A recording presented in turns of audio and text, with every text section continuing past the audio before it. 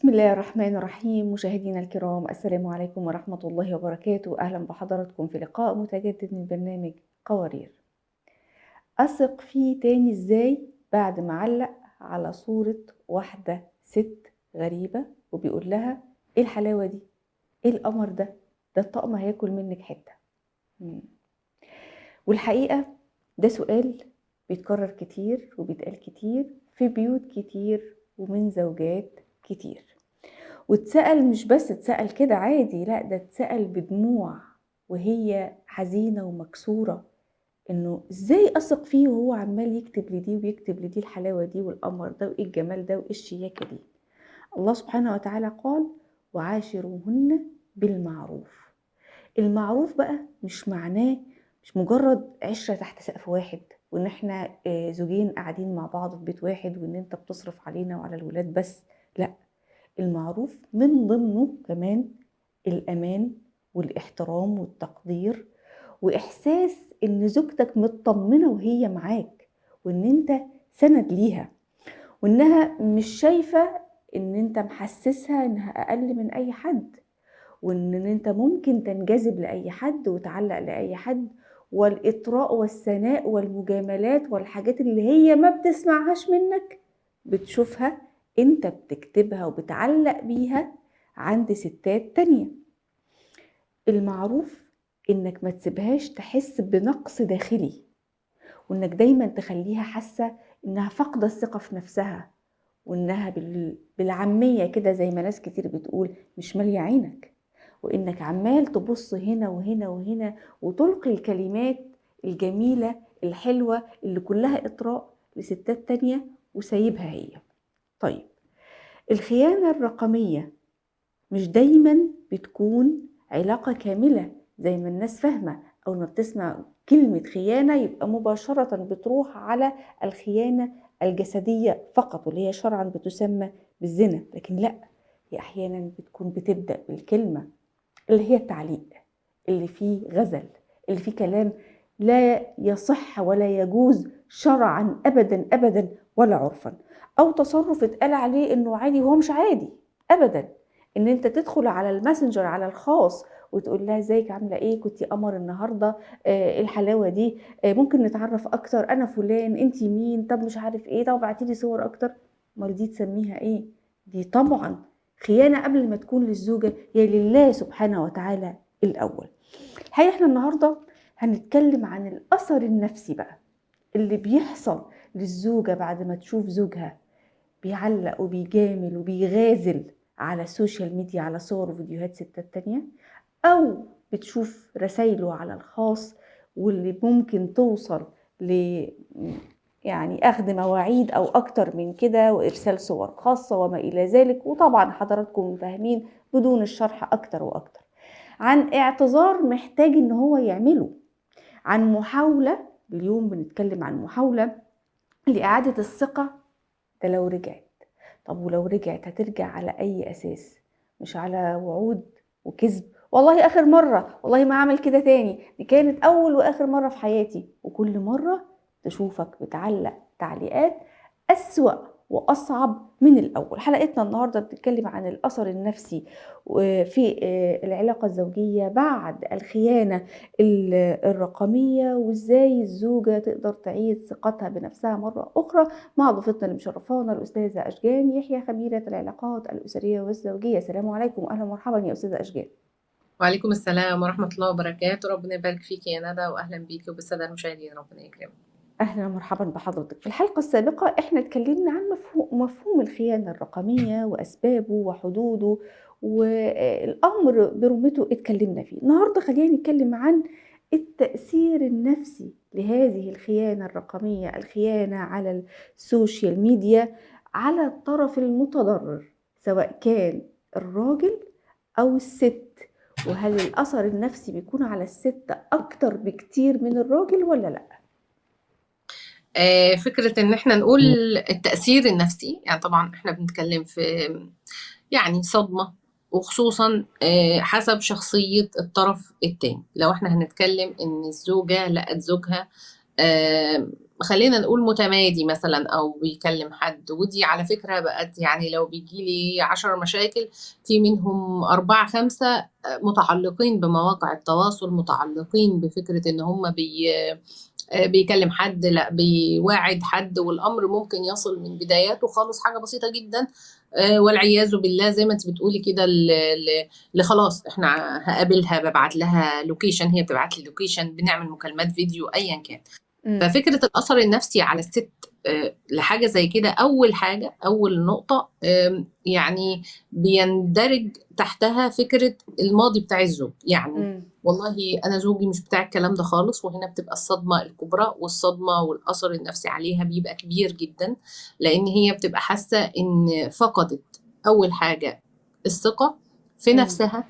تاني حاجة، أول حاجة بفقد الثقة في نفسي، هو في إيه اللي حصل. تاني حاجة الزوجة بتفقد الثقة في الشريك الآخر، الزوج امم. ماله إيه اللي جرى، عمره ما عمل كده، متجوزين بقى لنا سنين طويلة، العلاقة بينا كويسة، الدنيا كويسة.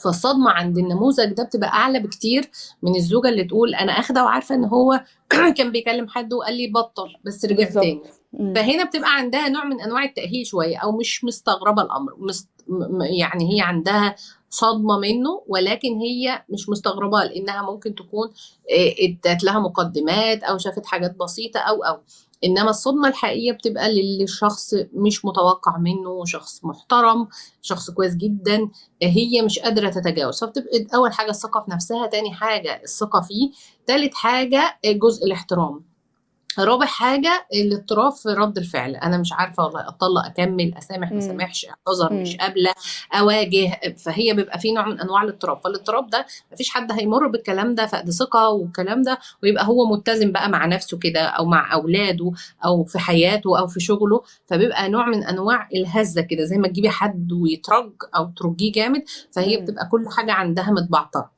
فاستعادة التوازن وان هي تمسك نفسها كده والدنيا فيها ايه، بتاخد وقت، وبتبقى محتاجة لازم دعم من الآخرين، تمام. وخصوصا ان لا بالستات إلى حد ما بتبقى متسمة بالعقل شوية، إن هي مش عايزة تسمع عليها حد، فلا بتحكي لأهلها ولا بتحكي لأهله ولا بتحكي لحد، بتدور على حد خارجي، حد نفسي، حد أسري، حد أفكر معاه، صديقة، لأنها بتبقى خايفة تشوه صورته لأنه مش بتاع كده، أو عندها أولاد في مراحل حرجة. فدي بتبقى اكتر النقاط اللي بتتاثر، فكره ان انا امم. الواقع النفسي عليها هي بيبقى ازاي.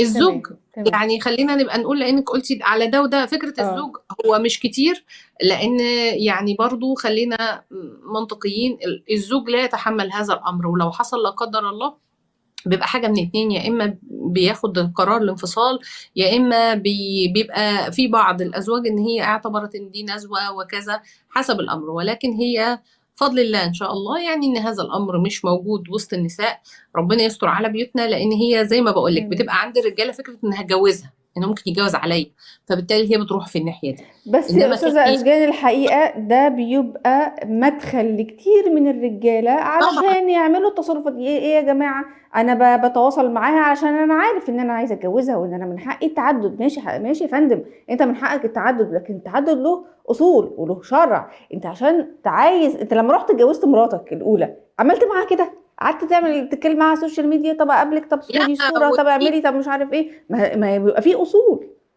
وفي بيبقى الاصعب بقى اللي بيقول لك اصل هي مقصره فهي اللي اضطرتني اعمل كده، اصل هي سايباني في فتنه ومش عارفاني فاضطرتني اعمل كده. يا جماعه لو احنا دورنا لكل خطأ وحاجه محرمه على مبرر ليها، هنلاقي للقاتل مبرر، ولا للزاني مبرر، ولا للسارق مبرر، كل واحد يبقى عنده مبرر.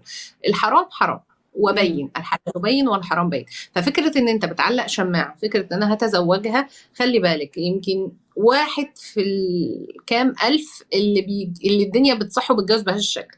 يعني أنا معايا مشكلة كبيرة جدا اليومين دول، حد زوج كبيرة جدا، يعني عارفة الدنيا كل شوية وطلقتين وناقص واحد، أو جو كبير جدا وخمس أطفال، حوار كبير. ولكن الفكرة يعني قعدوا كل جلسة، ففي الآخر خالص وأنتوا اتجوزتوا إزاي؟ يعني الفكرة الجواز كل الاختلافات اللي بينكم دي والصدامات مم. والأسس عند كل واحد فيها مختلفة تماما تماما. مم. ومش فكرة ان احنا يا جماعة بناخد حد مختلف يبقى لازم يحصل ده، لا. احنا بنتكلم احنا لازم نكون مختلفين بس عندنا قواعد ثابتة، اللي هي الحلال والحرام، الصح والغلط، العيب واللي ما يصحش، العرف، المكان، مم. كل الكلام. لما يبقى في دول خلل يبقى في حاجة بقى، احنا اخدين من بيئة تمام. تانية خالص. مم. فالفكرة ان هم اتعرفوا على بعض على النت، وهي هنا بدأت وهي بعتت ومعرفش ايه فهي دي البذرة بقى، يعني انا من حتة اه. وحتة فطبعا هي فكرة الجواز من على النت برضو لازم له محاذير وله ضوابط وله شكله. مش فكرة انبهرت اكيد. بشخصيتها وكانت شخصية عملية وايه، وانا مم. انبهرت بشخصيته كانت كل البنات حطاه هدف، فاحنا ما شاء الله احنا التقينا، وانا في حتة وانا في دولة وهو في دولة اصلا واتقابلنا. مم. فلا. فهي فكرة ان انا بقول ان كل واحد يبقى فكرة القاعدة الاساسية اللي متحرك بيها، ما ينفعش ان انا اقول اصل انا هتجوزها اصل تمام. انا هعمل. بالظبط، ف- اتضحت الصورة. طب إيه الصورة؟ طب أستاذة أشجان، دلوقتي لما بتقعد تشتكي الزوجة وتزعل وتبكي ويبقى فعلا فعلا حالتها النفسية سيئة، بتلاقي بعض اللي حواليها بيواسوها بإيه؟ يا ستي معلش، ده كلمة اتقالت، ده كذبها من ورا تليفون، من ورا شاشة، يعني انتي كنتي شفتيه قابلها، يعني هو كان شافها، يعني هو كان لمسها، يعني فبيبدأوا يفرقوا ما بين ان كل اللي حصل حتى من كلام كله سيء وغير اخلاقي وغير شرعي في غزل وي كل الكلام ده كله عادي، بس لو كان اتطبق على أرض الواقع هو ده اللي مش عادي، فبيفرقوا في الألم ما بين الخيانة دي وما بين الخيانة دي. فهل فعلا الخيانة على مواقع التواصل الاجتماعي أقل ألما من الخيانة الجسدية؟ لا طبعا، هي لو احنا بسطناها كده فهنقولها عادي. هي مشكلتها ان هي بتفتقر بس لموضوع اللمس فقط. مم.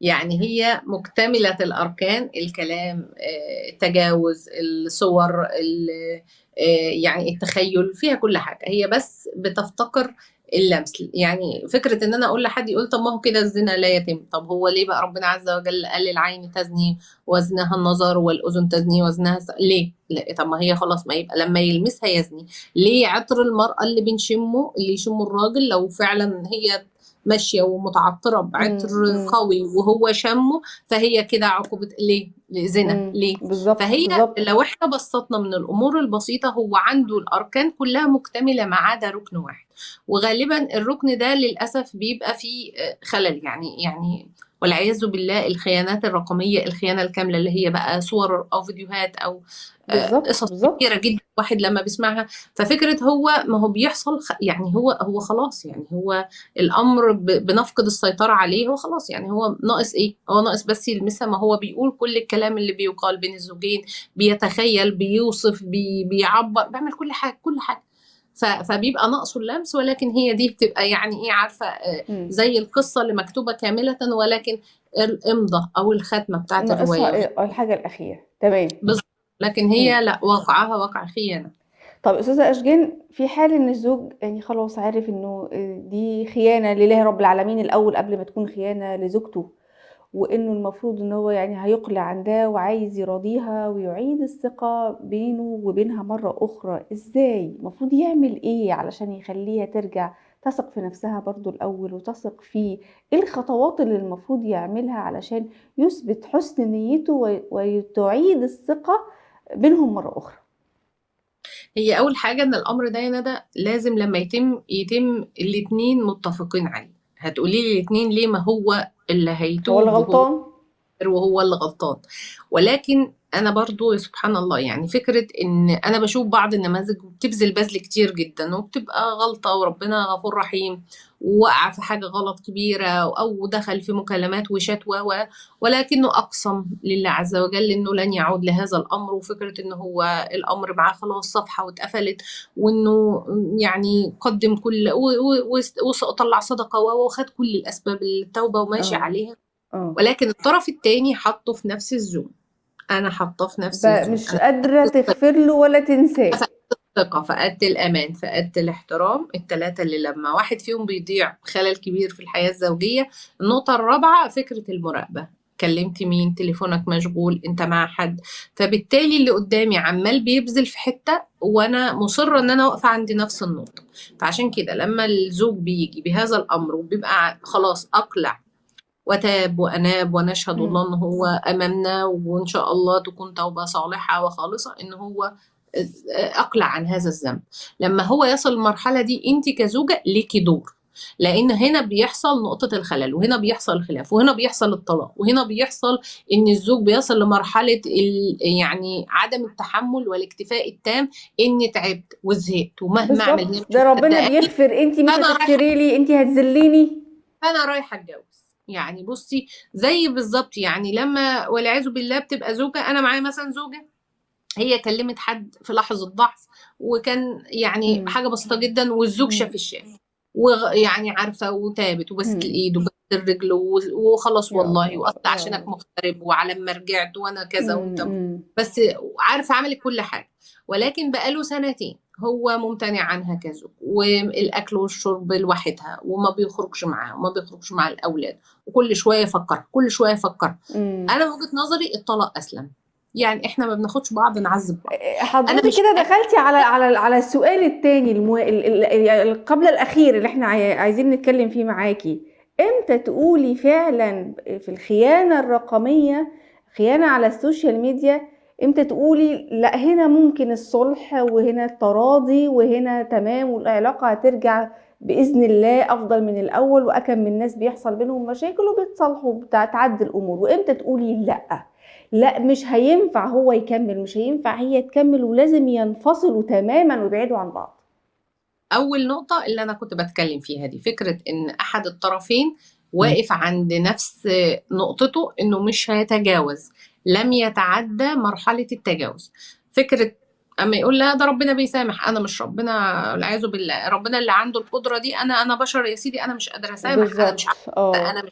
فلما احد الطرفين، يعني الحاله اللي انا بحكي لك عليها دي، انا قلت له طلقها، وقلت لها انفصلي بما يرضي الله، لان انت كده بتعذبها وهي بتتعذب، وانت ما بتساعدهاش ان الذنب ده يغلق. يعني سبحان الله، ربنا عز وجل يعني ما فيش في رحمته ان هو العبد بيذنب ويرجع له ويستغفر ويرجع يعيد الذنب ده ربنا عز وجل.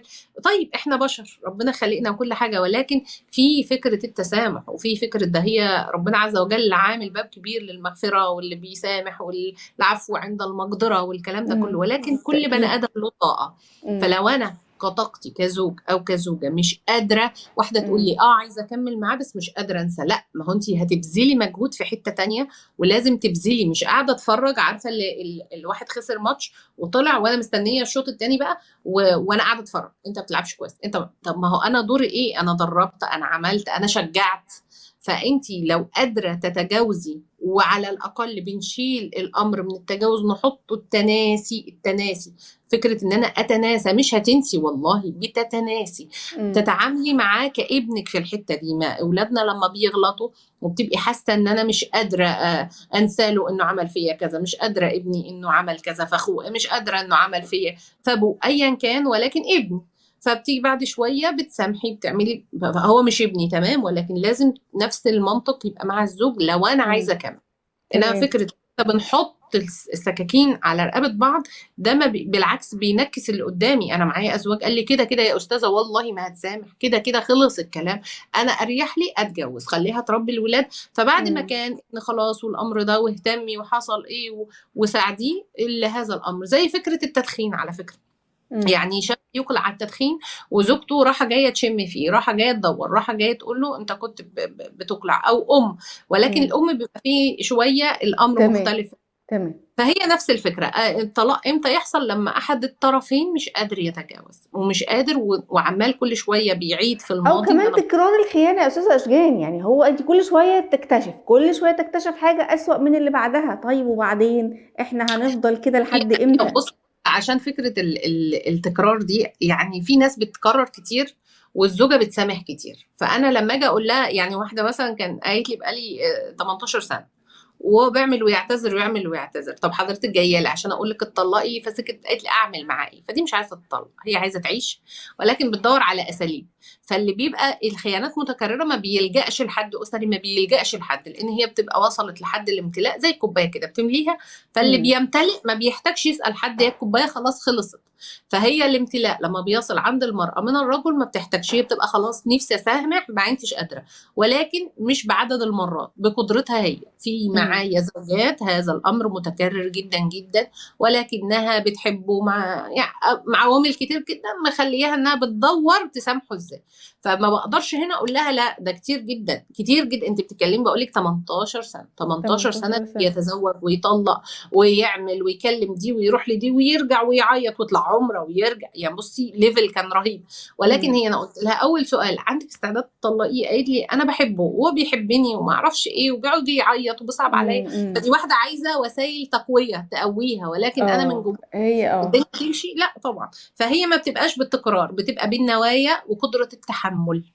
طيب سريعا يا أستاذة أشجان، إيه رأيك في حل إنه هما الاتنين يبقوا فاتحين السوشيال ميديا بتاعتهم مع بعض؟ ده تليفونه ما فيهوش باسورد ودي تليفونها ما فيهوش باسورد، وكل شوية دي تمسك تفتش وتشوف وهو يمسك يفتش ويشوف، خاصة الستات انت عارفة بقى، نمسك وندعبس ويقعدوا الحاجات اللي بتحصل دي. هل ده حل؟ هل ده ممكن يطمنها شوية وتقولي يا عم سيب لها التليفون خليها تطمن؟ صراحة لا.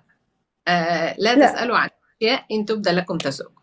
يعني فكرة إن الله، أنا طب يعني احنا نسيبه يا استاذه اشجان؟ طب ما انتي آه بتقولي لا نسيبه برضه يعمل تاني. راقبة يا ندى.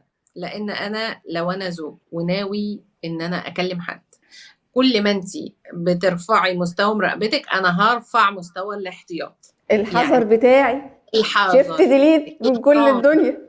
يعني واحده قالت لي ده هو عامل برنامج معرفش ايه، فانا قمت منزله برنامج ايه بيجيب المحادثات والمكالمات المحذوفه اللي تمت، ولقيته كان كلم ايه، فخلاص احنا ما دام دخلنا في شارلوك هولمز ما بنطلعش. ما ايوه بنطلعش. ايوه. ولكن هو امتى يجي الامر ده ان تليفونه في ايدي وتليفوني في ايده؟ لما بيجي بالسلاسه، يعني عارفه الامور تبقى ماشيه بانسيابيه، وفي نوع من انواع الامان والاطمئنان، وعندك ثقة في نفسك وثقة فيه، فبالتالي أنا هاخد أدور. ما خلي بالك أصلا أنا لو مم. سبت كده يا ندى، فأنا بالتالي كزوجة هركز، هفتح هو مين، هتبصي على السوشيال، هتبصي على الفيس، هتبصي بالظبط على الواتس.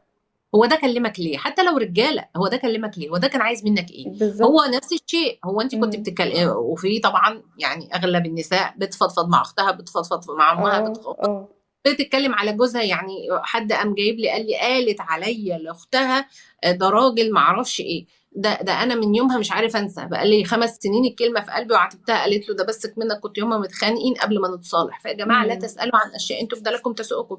مش هتجيب واحده ما بتتكلمش عن غير بكل خير وكل طيب، ما في موقف انت مضايقها وهي فضفضت مع اي تمام. حد صاحبتها اه فهي تمام. لا، ممنوع منعا باتا فكره ان انا اخد موبايلها، ولا هي تاخد موبايلي. كل واحد له باسورد، ولكن انا عندي نوع من انواع الطمانينه ان مفيش مم. مشكله في اللحظه اللي زوجي يقول لي هاتي، اتفضل، بس هاتي تمام. ليه.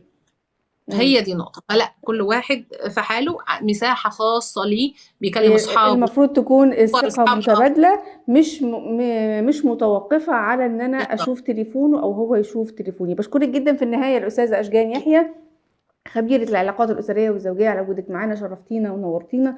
ولكل زوج ما تكسرش قلب زوجتك وتقول ده تصرف عادي ومعلش وما تكبروش الموضوع. اتقي الله في نفسك الأول، واتقي الله فيها وفي نظرتك وفي كلمتك وفي تصرفاتك وفي تعليقاتك وفي كل تصرف انت بتعمله حتى لو كان من ورا شاشة، لأن كل تصرف احنا بنعمله هنتحاسب عليه أمام الله سبحانه وتعالى. انتهت حلقة قوارير اليوم، وإلى أن نلقاكم نترككم في رعاية الله وأمنه، والسلام عليكم ورحمة الله وبركاته.